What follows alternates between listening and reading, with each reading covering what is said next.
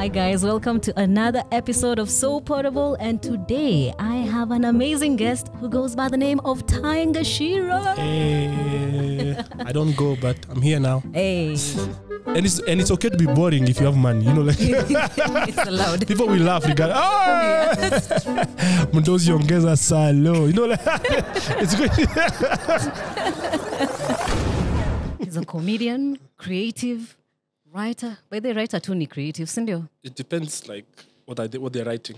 Host? Yes. What else? MC, lawyer, and let me see.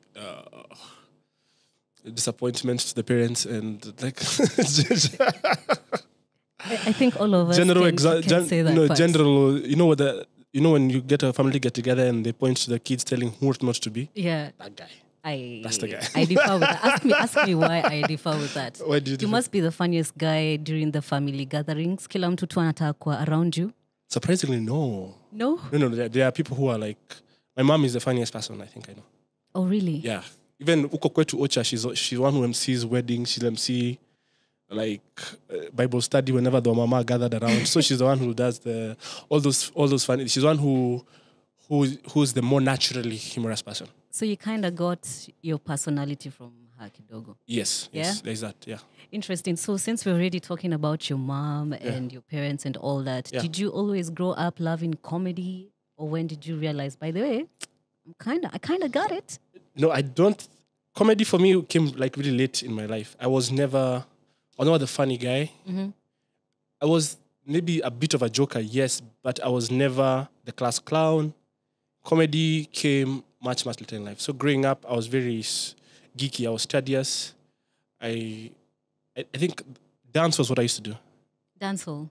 Just dancing was... Or just dancing? Dancing was my thing that time. I remember the time I was a hip-hop dance tutor. I remember the time ideally, comedy came much later. By the time, comedy, even as an idea, was 2018. Oof. Yes. But that was after KU? Yes. How did you get into Greek mythology when you're only like 10 years old? See, it's because, you know how I'm from a generation where Ben Carson was quite the big thing. Ooh. Yeah, right? So my dad read that book and was like, you know what? I know, same. Now we talk about Project Mbappe. He was like, you know what? I'm making a neurosurgeon out of this guy. Ooh. Surprise. Anyway, so like during the holidays, my dad would make me go to the library. I wasn't raised in Nairobi, so the public facilities worked where I was raised. So, you're not raised in Nairobi? No, I was... You look like a cool kidivi. No, like me, I'm rural to urban migrator. I'm the reason why you build a wall. Like, but we are the Mexicans who came for your jobs. But I'm telling you, I was raised in Nyeri. So I was raised in Nyeri, and Nairobi nilikuja juu ya kazi na shule. Okay. Yeah, so growing up in Nyeri, my dad was big on reading. And not just reading to study, but reading for pleasure. Right? Yeah. So I remember this time we used to have VCRs. Yeah. So we'd go and buy those cassette tapes and books. So the only way you got to watch the cassette tape is you finish the book. Yeah. Right? So of course it got more interesting. Said like, you know what? These books are more interesting than the film itself, right? You know, it makes sense. Yeah. Your childhood. Because that's how you became a lawyer. Yes, there was that. So so for me to get into comedy I used to work in the legal space. I used to work in the NGO space as a legal person, right? I used to be a program manager, right? So, but there's this thing that used to be called BYSS. Mm-hmm. No BYSS, the improv guys, because you said so, right? Yeah. So I used to want to go to their show so much, but I could never afford a ticket. That was actually my first ever comedy show to attend. Yeah, so then they do improv comedy, right? Yeah. And so around 2018, they sent out a request. They want stand-up comedians, right? Mm-hmm. By that time I was doing some poetry here and there. So, but whenever I was number 2 at Slam Africa, right? That time I was doing poetry, right? Yeah. And the reason I lost was because they said my poetry has too much humor, even on things that are serious, right? You know, like poetry is very like walkie-walkie. Yeah. Oh, here we are, and we are gathered, and you will never be me because you will never that. Yeah, and so after that, so now back to the BYSS story was I wanted to take this girl out, but I could not afford the tickets, right? Sindio? So when someone sent me, they're looking for stand-up comedians, like, the only way I get into this is if I send that. So they had said send a tape or just send a video of yourself doing stand-up comedy, and then we'll. So luckily, not many people got to see that. So I was one of the people who sent in the So long story short, I got in and I went, I performed my small bits. It was bad. Was it that bad? Did she come? Did she attend? Yes, we went with her. I got the tickets because I got the tickets, but it was bad. Like sometimes I still have that recording of the what I sent out. Yeah, it's just somewhere in my drive somewhere, so that I'll show you guys one day. And it was confident enough. No, like maybe after when I do a special and I show you guys like this is progress is required. Yeah. It's a skill. It takes time. Yeah. So I think that time was that's when I got to meet other guys who told me there's a budding scene in Nairobi of alternative comedy, and I think you have something. Maybe you should come in and join. So at that time, I was also like, I had no hobbies. I just used to go to work and come home. Like, yeah, you know what? Kuna traffic, I might as well just pop in at a place called The Blues in town on Mondays. And that's why I got to Gulf Community. And then eventually I got to know other comedians. And now that's how my comedy journey started. So BYSS was the first event to perform in front of a huge crowd? Yes. And it was at Arboretum. So it was like a crusade. How was that? Were you nervous? Of course I was nervous. And then you destroyed it. You massacred it. Actually, what happened, there's these two ladies who came over after I was done. And they're like, guys didn't understand what you were saying up there. But us, we did, and we think you're really funny. Oh. And I was like, oh, okay, two people, like... Hey. Okay, fair enough. Na niko na tiketi zangu. Na nani alikuja? Na nakuja kuona Patricia Kihoro. Sasa mimi si nime... Done deal. Yeah. Now, I have some pictures. Yeah. And I want you to give me a story of when this happened, okay? Yeah. So the pictures are going to be shown up. Ay. When was this? Yeah, Tell me the story behind this. This was done in town. There's a place, one of the towers somewhere in town. So I had my friend is called Zod Files now. He does a lot of. He's called Chansimir Gift. Yeah. So he was starting out his photography journey, right? And he was like, "Bro, si ukuje, come be my muse." Sindio? Mbona tujiongeza model kwa hiyo description yako? Because clearly, look at me. I know I'm a personality guy. I don't fool myself around like so. Yeah. So I was like, "Are you sure about this?" And then he was like, "Yeah, let's just go do around Nairobi and take a." And that time I didn't have any professional photos of myself. Sindio? And it was that time I think when Facebook was still starting and everyone. So ndio ilikuwa DP ya Facebook? No, not yet. But then it was just one of those things that even me, I'm cool. Yeah. Yeah. So because even today I suck at pictures. I have to be told how to pose. I have to be told. So now that was Chansimira granting me all this. I was looking at this picture. Nikasema, well, he's very tired. He looks very young. He must have been those cool kids of Nairobi. That's why I asked, cool kid. I was being directed. Okay. Yeah. Next one. Yeah. Well, people have different names for you, Sindio. Yeah. Example? Anthony, formerly. Tony at home. Ty from high school, and just generally, I started using Ty a lot because I was still in a formal space. So when you go to my LinkedIn, it was Anthony. Yeah. But when you Google Ty, it was now my other side hustles for poetry and comedy.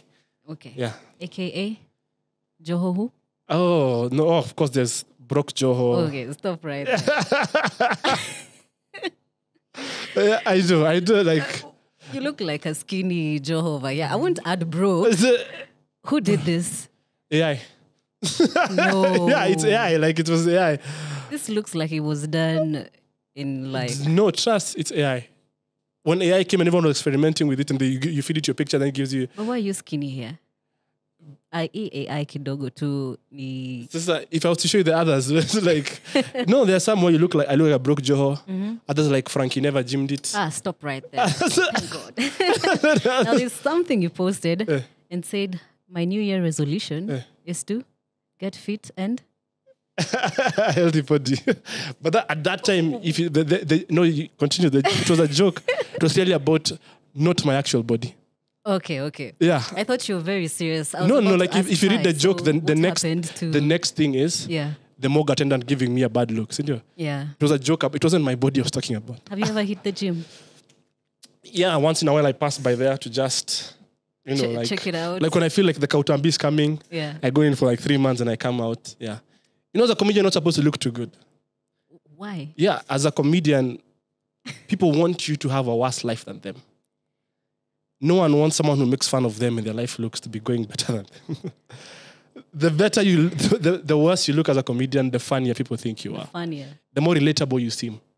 I'm not saying be ugly, but I'm saying comedians are not musicians. We're not the superstars of the world, right? That's true. The more unattainable we seem, you want to be that as a musician. As a musician, you want to look like, oh my God, like I'm a god among men. I come and walk among the mortals once in a while, yeah? That's true. But as a comedian, people will listen to you because they want to feel relatable. Yeah. They want to feel, you know what? He kind of... That's why you will rarely see comedians... Yeah, we're doing all those things. That's true. Yeah, so like that's even the best comedian, they're not ugly at all, but they don't go out of their way to... look better than anyone. To go out there to... Of course, you can work out for your health, but it's not... They don't have a strong team of getting Botox and fillers and... Yeah. That's true. Yeah. So we have actually different kinds of comedy. Yes. And I'm learning all this with you. Yes. There's comedy for TV. Yes. And there's stand-up comedy. Yeah. What's the difference? Comedy has so many genres, right? Like music has reggae, has live performance. There are guys who are good. So with comedy, it's comedy. Like when you write for TV, when I was on the TV show, we had 3 weeks of learning how to write jokes for TV. How you're told we need 3 laughs for every 2 minutes, 3 laughs. What? You see, because the audience has to be kept very engaged with, you see, so you're doing a story. So professionally, I know when we're script writing, I need a joke after every 2 minutes, people have to have laughed at least thrice. That's a lot of laughs. Yeah, but it's a job, jokes. Right? Yeah. So there's that element, yeah? And then there's stand-up comedy, right? Yeah. It's where I'm in front of an audience and I'm making you guys laugh. It's very in person. Sometimes it feels very... spontaneous, engaging. Yeah. And then there's improv, what can a BYSS do? And then there is guys who do skits on stage. Okay. Like Ridiculous, Oh, yeah. Because remember, Ridiculous were not stand-up comedians. Yeah. But at the same time, they didn't have the internet for, I do this. So them, they combined both. They would come and do plays on stage, you see. So which genre are you most comfortable in doing? I can do sketch comedy, but I choose not to do sketch comedy. Yeah. But stand-up comedy is the mother of all of them, right? Yeah. If you can do stand-up comedy, generally you can do almost everything. But it's also the hardest because it's the most vulnerable, you see. Like stand-up comedy, the feedback is immediate. There isn't, you guys, you know, when it comes to check, bro, you saw. Yeah. Bro, people didn't laugh.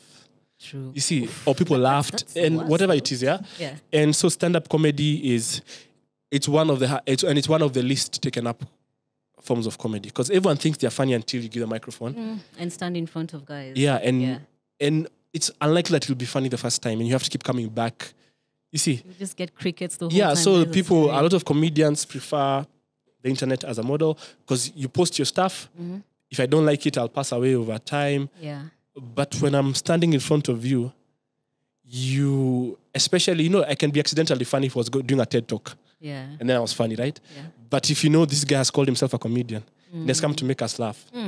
Everyone is expecting you to just... And people have an ego trip about how hard it is to make them laugh. Yeah.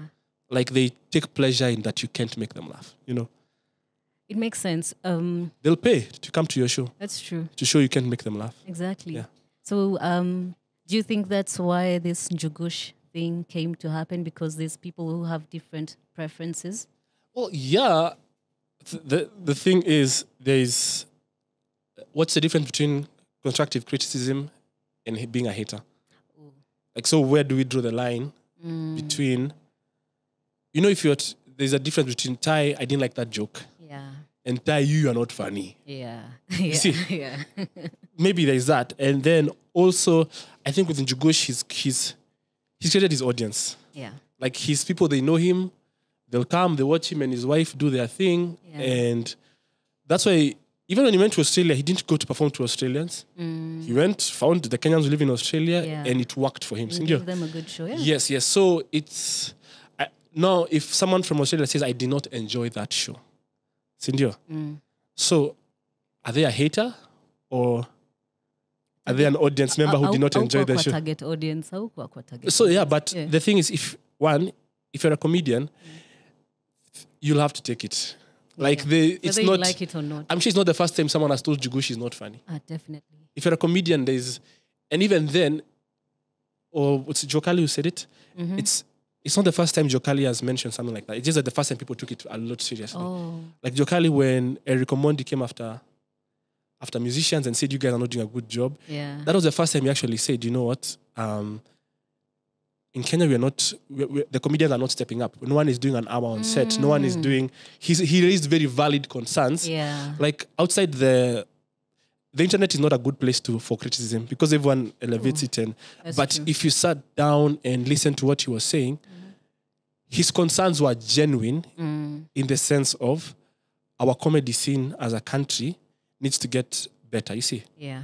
Because Njugush, what he has worked for him, you see. Yeah. But so what Joekali is saying, I'm seeing Trevor, I'm seeing Salvador from Uganda, I'm seeing the Malawi guy, Chaponda, and is that Kenyans, we can't do this? That's true. Yeah, so it's not that, I don't think it came from a place of hate, honestly. Yeah. But it's because of when it's on the internet. It came out very wrong. People are bored. People just want drama on the internet. Yeah. It's wow, and yeah, so the internet is not a place to have constructive conversations because there's an emotional incentive to be right all the time. Yeah. So even if you can show me facts on the internet to tell me, hi, Ty, this and this and this is wrong. But because there's an audience, a virtual audience in front of us, there is no incentive for me to be like, yeah, you know what? Maybe I could work on this. Yeah, so I think that thing was just... I think we congratulate Njugush for the work he does and his people. But also we need to find out what was Juakali saying. Because I know Juakali is a big fan of stand-up. When we did the roast of Juakali, he showed up and he was quite a sport and he did...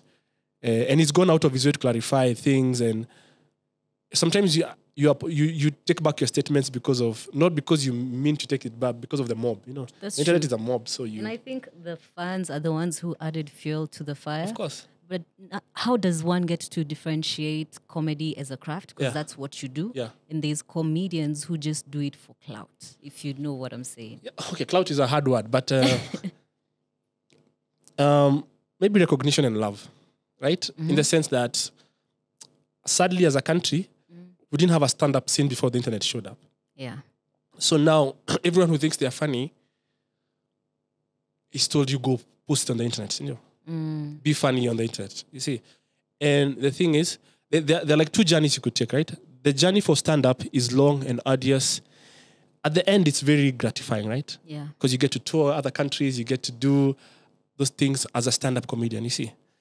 But the problem is that the journey is so... You don't get love in the beginning. No one even knows who you are. You don't exist. Yeah. But because you're, it's like you're starting a job. You're an intern. You go on. But now, the other comedy for sketch comedy, we're just posted on the internet. People laugh. The validation is quick. Yeah. It's amazing. So you don't want to stop from there. You see. So now I think the people who have been our best stand-up comedians end up being sketch comedians. Because stand-up takes time to sit down and think and write and face audiences and workshop material in front of people, and no one likes it and you have to go back. And you see, that's not compared to I'm shooting upon a year, it makes sense. Okay, cut, come back, and then it's very curated. And this is not a slight on sketch comedians in any way. I'm sure they're doing a really good job. So that's why our biggest comedians right now as a country are not stand-up comedians. They're sketch comedians. Our Flacos, our Crazy Kenas, our Jugush, they do really good. You see? They do. Yeah, and so even our like to do a stand-up special, like when you talk to the guys I've performed with, like who've had like HBO specials, who like you go to essay and you realize they have a proper stand-up culture. For them, you realize someone who tells you, I've been doing stand-up for 17 years, right? and I did my first special after 13. You see, but we're in a quick generation. Like I need to do it now. You see, so by the time like you see someone like Kevin Hart, the first time he performs, and you watch his special, he's been doing it for 10 years, right? When no one knows who he is, but he's on the circuit. He's touring. He's doing all these things.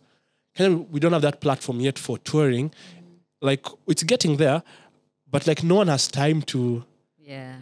We want the money now, you see, and so it shows in the quality of our comedy over time. Yeah. So if you choose the journey for it's long, it's going to take time. Sometimes you're like, bro, set a minimum fund. Let me just do a sketch where like, and then, but now, because the measurement of success is, let's say when those guys got criticized, like it was really funny, but they handled the criticism was, they showed how much wealth they've made off the comedy, right? Yeah. So that still does not answer the question of the quality of the work, right? It still goes to, this is because you're the best out of the bunch, right? You're a good marketer, right? You're a good business mind, and we give you that and hooray for you, Cindy. Yeah. But if that becomes the measure of the quality of the work, then we are not going the right direction, you see. Well, it's good you've mentioned content and platforms and all that. Yeah. You were doing something amazing with TMI. Yeah. How did that come to happen? Well, that's interesting. Yeah? That was very different and unique. Yeah, no, it was very like that because we had, it's a long story, but the short version of the story is the guys who are doing, the guys who used to write for Jon Stewart at The Daily Show came to our country, had been coming to our country hoping to get... They were scouting. They wanted to start a similar show, but they were scouting for comedians who they think would. Fits. Yeah, and they'd come like every year for 3 years, and they'd just go back and be like, Nothing. Yeah, or sometimes maybe it was a funding problem. Sometimes maybe I would say there's no funny person in this country like that. But then when the time came and they were looking for guys and they called us, and like the first time I didn't even know it was they asked me the technicalities of comedy. Yeah, Uzuri had been reading up on a lot of comedy. Like I'd been studying comedy, I'd been studying the techniques of like the rule of three, how to create paradox in comedy. Like I had taken a very academic angle towards comedy because the people who are very intuitively funny, right, hilariously funny, But then I was like, no, there must be a reason why this person. There must be a method to the madness, right? So that time I was studying a lot of. So we sat down with them, and they were like, First, they didn't even tell you what they wanted you for. They told you that we have a show. I wanted to be a writer on the show. So did they come? They're like, "Hi, Ty, we're from The Daily Show." No. They just no. It was just a couple of white guys who showed up for an open mic, and I didn't even perform because like me, I don't want to like tap dance for myself. Like, cause like why are we? Is it drama festival? Is it Moi? We are doing this. I was like, no, I'm not doing that. Luckily, I started putting out my stuff on the internet, right? So they were like, no, you just check out this guy and tell us what you think, right? So by the time I was going there, those guys had researched the material. Like they were asking you, when you wrote this joke, what was going through your head? It was a proper interview. Yeah, I'm like, you don't even, and you talk, no, what happened was, okay. So when you made fun of governance in Kenya, I'm like, I'm like, yeah, it's what I do at work. I work in governance and policy, and this was, okay. They're like, okay. Then they're like, oh, so how often are you on stage, right? In a week, I'm like, probably twice a week, because that's the only platform I have. And and so the thing was, even after the show came, they called everyone, but they didn't call me. So my friends were like, hey bro, nimepata call, nitakuwa writer kwa hii show. I'm like, I was happy genuinely for them, because I was like, they're good at what they do, sindio? So then I was like, anyway, my time will come another time. So now when they called me, was to tell me, that's when they told me, oh, actually, the guys from The Daily Show want to talk to you, right? So now I'm getting a call, like, it's on a Wednesday before I go perform, and then it's like a big Zoom call, and then it's like, oh, hey. Then before you said, they're like, before we start, we just want to do you're the guy for the job, don't worry. So now let's talk from there. So I had to act mature during the whole interview. Yeah, you know what I had to do was, you know what I've been doing. Like, and then now the call ended. And I was like, yeah. So it was a vindication of the work that I'd been doing. True. Because people don't think you're doing well if you're not known. You know? Yeah. Because we associate craftsmanship and popularity. That's true. You see? And it should be like a measure of, because at the end of the day, it's a business. It's not a team. But the problem is we start chasing popularity at the altar of craft, right? So we sacrifice it, and suddenly now I have pressure for doing 3 videos every week. I need this to, and for stand-up it's hard. So but I've had the privilege of performing in other countries where when I see the stand-up culture there is very different, because you realize that they're not superstars. Would you say that's why outside, in other countries, they are considered as philosophers? Yes. In some way? Yeah. Alafu huku ni kama We are jokers. Yeah.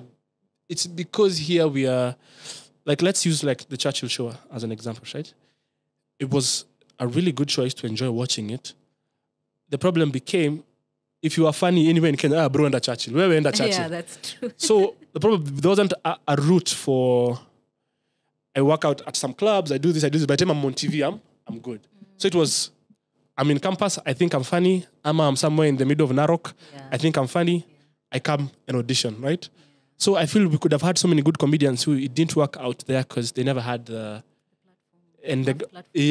like to get better. You see, because the problem with comedy and humor, people think it's a talent, not a skill. You see, it's not something I can get better at with time. It's something that I innately am.